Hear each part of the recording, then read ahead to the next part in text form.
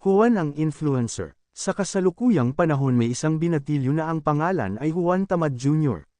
Sikat siya online, hindi dahil sa talento ng pagsayaw o pagluto, kundi dahil sa pagiging sobrang tamad. Ang username niya, @tamadvibesinly.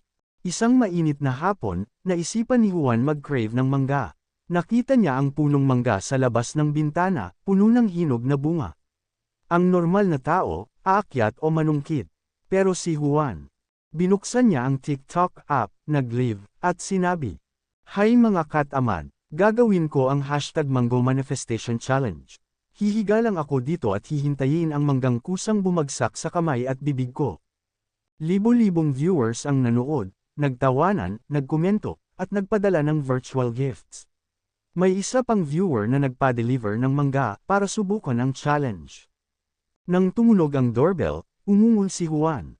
"Ang layo, hintayin ko na lang pumasok yung mangga." Nag-viral ang video. May mga brand na gustong i-sponsor ang katamaran niya. Hindi niya nakuha ang mangga sa araw na yun, pero nadagdagan siya ng 3 milyon followers. May aral ba ang kwento? Sa panahon ngayon, kahit ang katamaran ay pwedeng pagkakitaan, basta may wifi at ring light ka lang.